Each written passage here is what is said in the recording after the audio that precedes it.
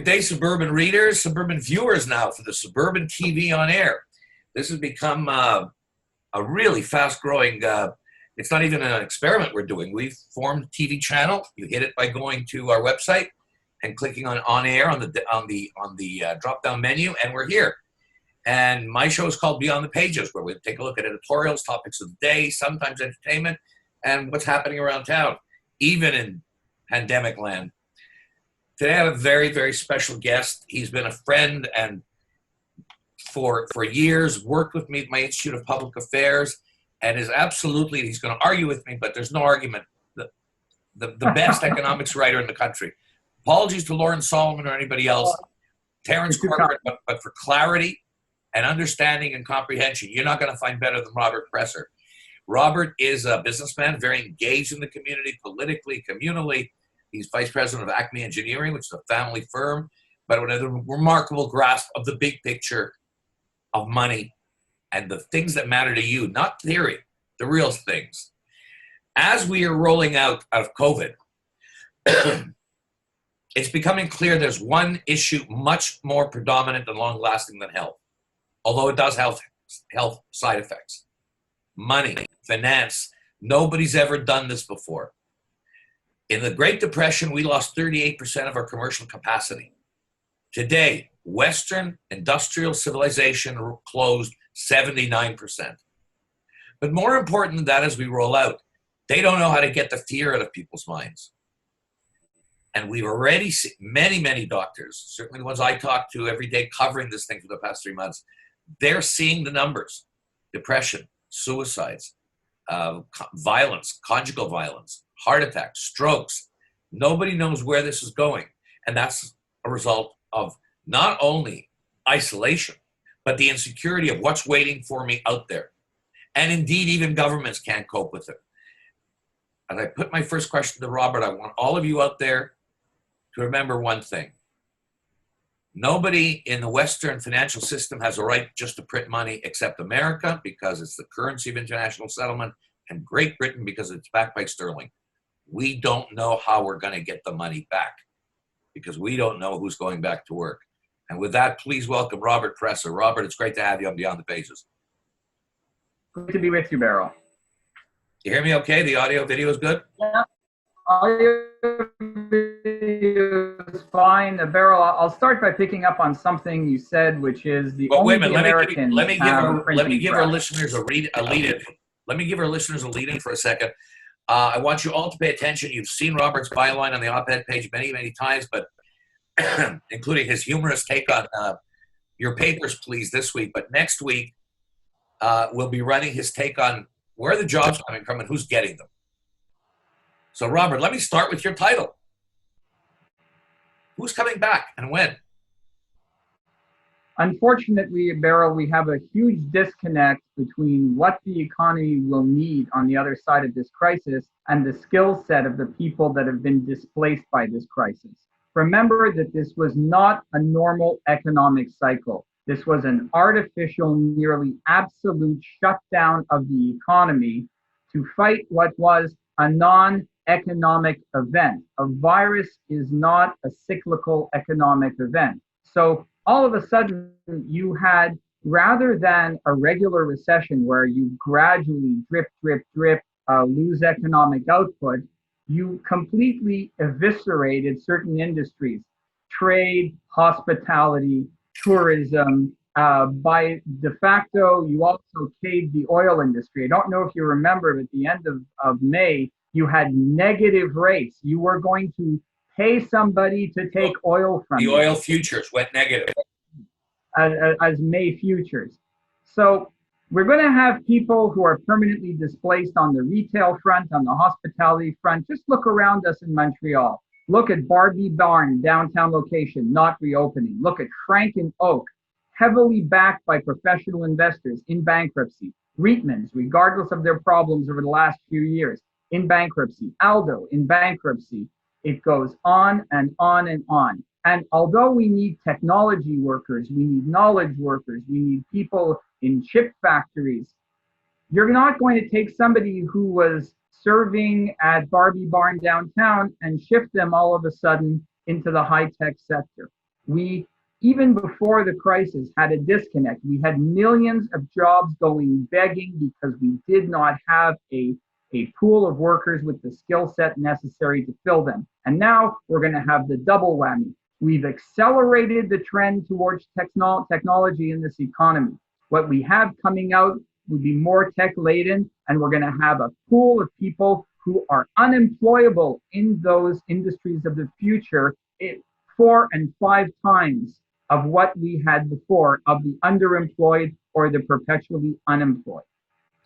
Let's remind the our viewers, in the Depression, at the height of it, we had 33, 34, 35% unemployed. And their statistical model and their statistics being taken were not the greatest. Today, we're told that real unemployment is at 23%, even in America, which officially listed at 13%, the unemployed, the underemployed. Could this go higher before it gets any better? Yeah, well, remember, Beryl, we play with the unemployment figures. If you officially say that you are no longer looking for work, it means you are no longer officially unemployed. And if you look at previous recessions, you look at after the stock market drop of 87, you look at 89 to 90, you look at the Asian currency crisis of 97, the dot bomb of 2000, the Great Recession of 2008, 2009, we lost people permanently from the unemployment rolls.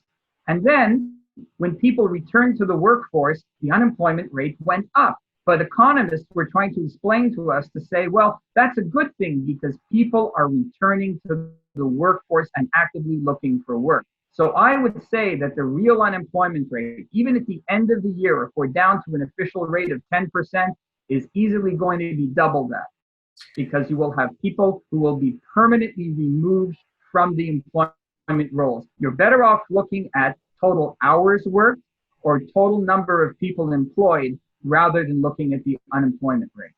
And people forget that when you get the unemployment rate, that's just the amount of people who have filed for unemployment insurance.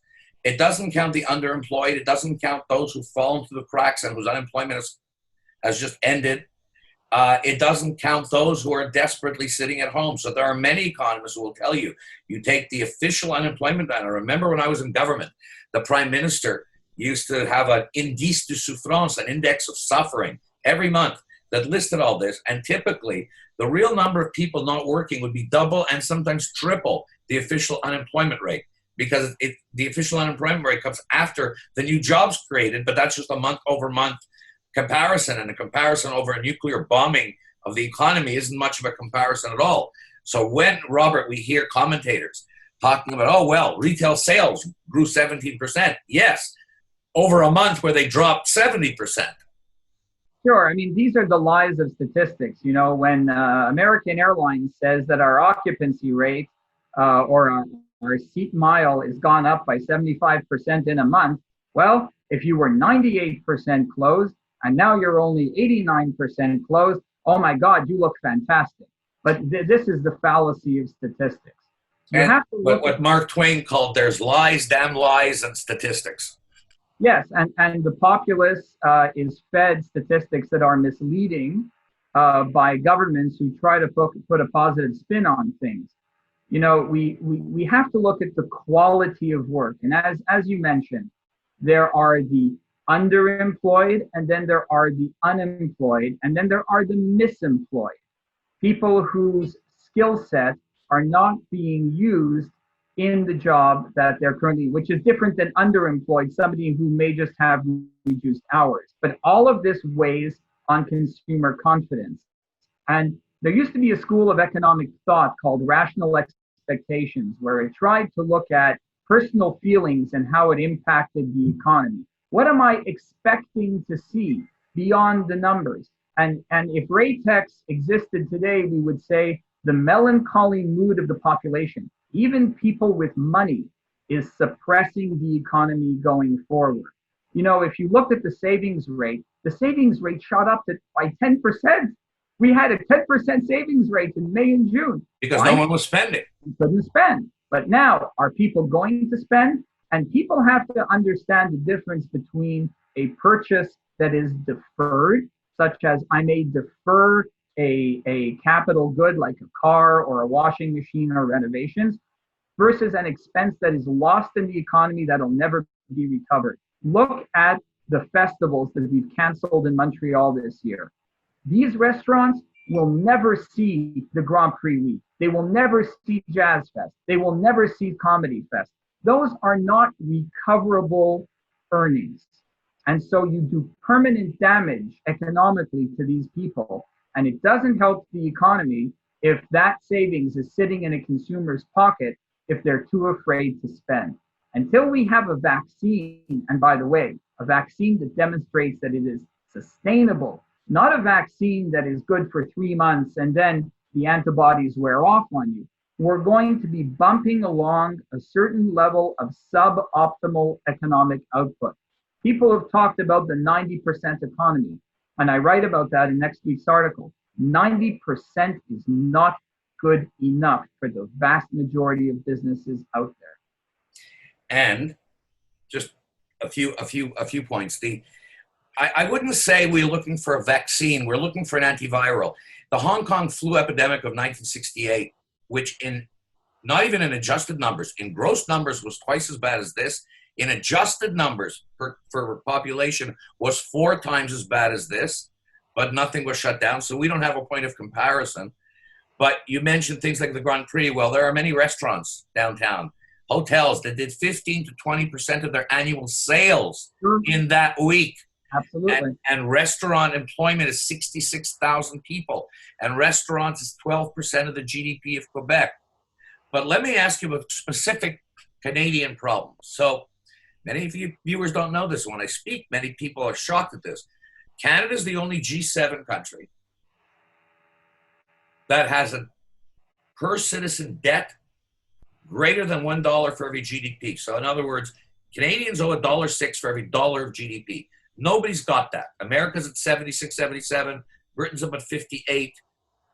How do you recover from that when at the same time we're printing money, we really have no capacity to expand our manufacturing sector or job creation sector, and our currency is based on the price of oil, and the IMF is already looking at balance sheets. We saw this week Fitch is downgrading Canadian debt, and they're talking about a 50-cent Canadian dollar to the U.S. Where's our marge to maneuver in Canada? Let me pick up on the point when you talked about the oil industry. We were already crippling our oil industry 3-4 years before we got into this economic crisis.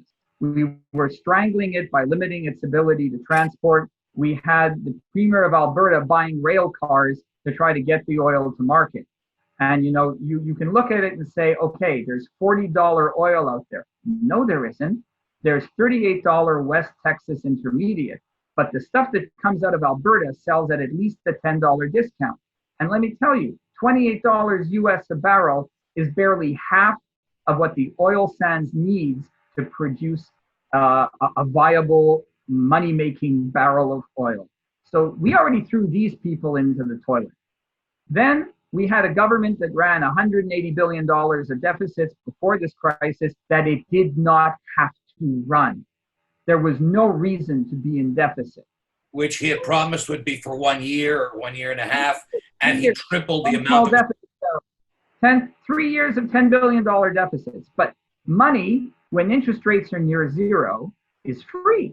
And so the government treated this as the free right to spend. Now, you're talking about the levels of debt in Canada, and a lot of that was related to consumer debt. Yeah. Within the bracket of consumer debt, that was largely mortgage debt. It wasn't only consumer debt on your credit card. So the Canadian real estate market, which, by the way, was pushing a lot of our economic activity, because remember, 70% of... But Robert, I would just point out that the other Western nations have the same mortgage debts and consumer debts, and they still manage to hold debt to GDP way below a dollar for a dollar. We're the only ones that have failed. We were ramping up to fund real estate well beyond historic norms, on top of a debt to GDP at the federal and provincial levels. things were looking good federally before the Liberals took power, but things were looking absolutely miserable on the provincial balance sheets. And we have a habit of focusing only on the federal debt, but Quebec already had the highest per GDP government debt going into this thing, and Ontario was right behind us. Ontario was catching up. If you go back 30, 40 years, it was okay if Quebec, Ontario, Alberta, and BC's economies were running well. If that was doing well, then we were all doing well. But now we have really diversification in all the provinces. All the provinces are important today. And crippling Alberta doesn't mean that Nova Scotia and New Brunswick and its call centers can pick up the slack.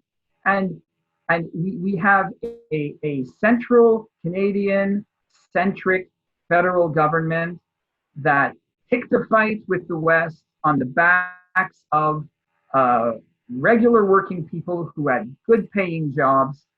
We kowtowed to the environmentalists.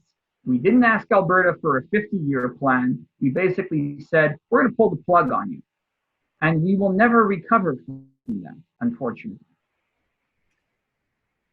People are going to ask this question. Well, or I've heard people make this statement to me.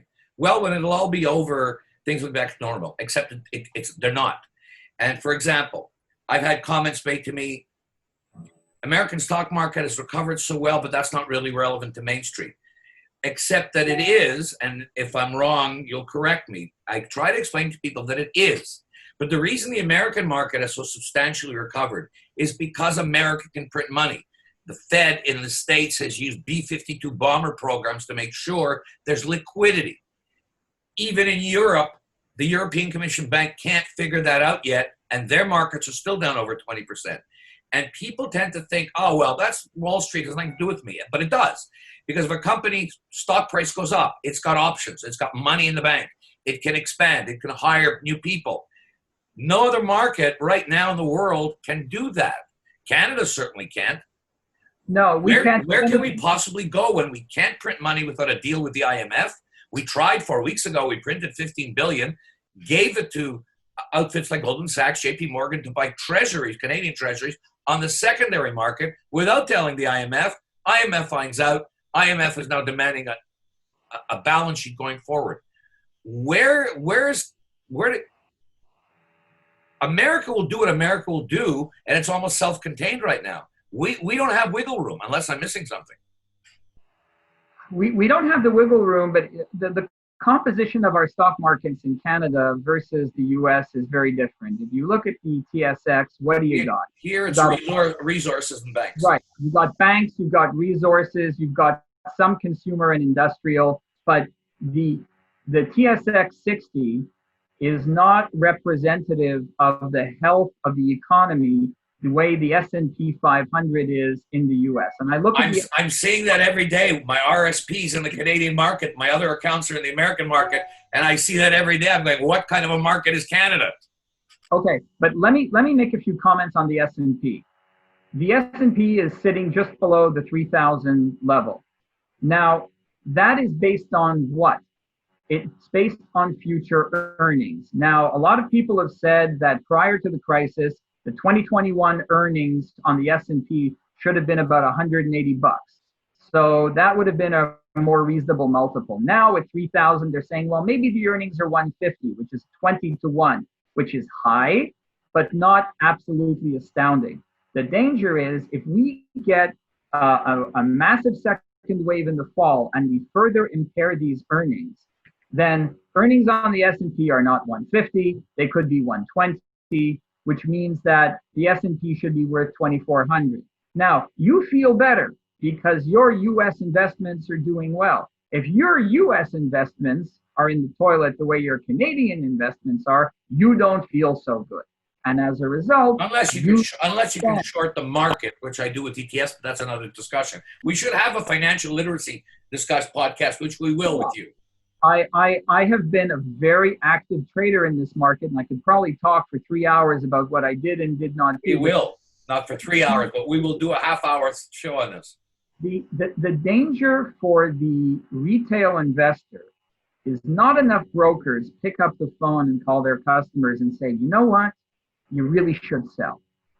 They all say it's impossible to time the market, it's a long-term game, and I hate the word game, but gaming and investing are two separate things. And a lot of retail investors take the hit, and then once they've taken the hit, the broker doesn't call up and say, I'm sorry, I should have repositioned you, but now we're going to sell the junk in your account and we're going to try to buy stuff that's going to do better when the market recovers. It never happens. So the only way for investors to protect themselves is to take a much more active role in their portfolios and educate themselves and say, you know what, statistically, through analysis, this market is too expensive. I don't care if I miss the ultimate high, I want to miss the low. And if anything, market activity has taught us is that the lows come very quickly without warning and triggered by events that you didn't think were related to financial news, but they became financial news. Let me expand on your comments and get back to my original question.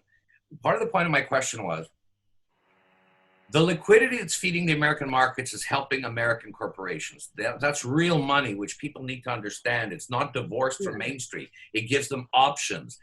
There's still expansion going on. We don't have that luxury in Canada. We can't feed anymore. We're at 105% of our borrowing capacity. Well, America may have a short, yeah. The difference is that unlike the Fed in the US, the Central Canadian Bank is not intervening in the markets and buying the debt. Right. Now, we learned, in the financial crisis of 2008, 2009, the Fed put about $2 trillion of liquidity into the system. By the time they're finished this time, it's a $10 trillion injection of liquidity. They're spending $20 billion a day. They committed on top of the bills passed, the rescue packages. They said in April that they were prepared to invest up to $1 trillion a day in buying debt. Try to get your head around that number. $1 trillion a day. It's beyond belief. But only the Americans can say, okay, the US Treasury is going to mint $1 trillion coin, is going to give that coin to the Fed and redeem $1 trillion of debt. And because the US dollar remains the world's reserve currency, and because we all hold US dollars either for savings or for business, no one's going to call the Americans on it. Exactly. Whereas no other world currency could essentially monetize its debt in that fashion and get away with it. And if you study financial crises going back hundreds of years, gold has always been a bellwether for fiat currency abuse. And gold is hovering just below $1,800 an ounce. Close to its all-time high. Exactly. And the financial guys, who I watch all day long, by the way, in a corner of my screen as I work. CNBC is up there. Absolutely. I'm watching CNBC all day long. So, and they are very muted in their calls for gold because the financial markets don't like gold. No, they don't pay a dividend. It doesn't pay a sales commission, but it has always been a long-term holder of true value. So if we see gold start to go parabolic, there's the end of the US dollar for world supremacy. And by the way, if you look at other items, silver is coming up right behind. Silver is in a bull market. And interestingly, copper. I'm actually just checking where gold closed, but go ahead. Copper is up over 10% in the last month. So we've got to move into valuable metals. Another thing you should look at lithium. Okay, it's not yet at 1800. It's at 1660, but it's close. No. Look at gold. Gold is not at 1660, my friend. Gold is in the high 17s. Well, I'm sorry. I'm just looking at yesterday's close, but go ahead. Uh, I look at it on Bloomberg. I'm looking at it just on CNBC. You're ahead of me. Anyway, whatever it is, but It's high. but Because just at the beginning of this year, it was at 1,300. sure. So to me, I mean, I'm not a financial advisor. I don't like to tell people what to do, but people should have a certain amount in gold. And by the way, I do mean physical gold. I don't mean like these fake ETFs and stuff, because gold has been over optioned and oversold, that there isn't enough physical gold to back up all the securities out there that are supposedly letting you trade in gold. This is the biggest thing. I want to get us back and conclude with a specific question and direction, which may frighten a lot of viewers, but they have to know. It's not just about what they want to hear, it's what they need to know. America, because of its clout and because of Fed intervention, possibly could have a V or U-shaped recovery. Is it possible that for the first time in a long time, what happens in America kind of reflected in Canada by 1/10? Is it possible that for the next couple of years, what's happening in America, we're not going to be catching up so quickly, either in employment or the markets, and the dollar may fall even worse than the 145 level it was at? What I think is going to happen in the U.S. is what I would call a truncated V. In other words, things will be better over the summer, and we'll see rapid improvement in spending and employment. And then it's going to hit a wall as we go into the fall. And that spills over into the Canadian economy. The Canadian economy will be somewhat behind the US. So our recovery will be even more truncated than that in the US. And the Europeans have a whole host of trade issues and migration issues and Brexit that is going to make their coordinated response much more difficult. What the world is lacking now is a coordinated response to this crisis on the economic front that goes beyond simple liquidity. It's one thing to put liquidity into the market. It's another thing to have a coordinated political response to maximize the effect of that liquidity. And that's what we're missing today, political leadership. I'm not going to end this by asking you for a prediction. I don't like it, and it's pointless. But I will ask you a question, because we like to do these things looking to some kind of solution. One solution for Canada, since we don't have the B-52 money printing, equity buying weaponry of America, but one solution that could turbocharge our economy, strengthen our dollar, have all kinds of offshoot effects, is putting through a pipeline into the east, isn't it? Yes. However, do we have any other magic weapons? Anything else we could sell or do? Beryl, what we need is a bazooka of honesty to Canadians that says, hey, if you don't build pipelines, it's going to travel by rail. And if you think that rail is safer than a pipeline, a double-walled pipeline with sensors, you are deluding yourself. And we lack the political leadership for somebody to stand up and tell people that the oil is going to flow in any case. So do you want it safely, or do you want to risk another Megantic? You choose, but you're going to get the oil to markets one way or the other. Robert Presser, thanks very much for your time.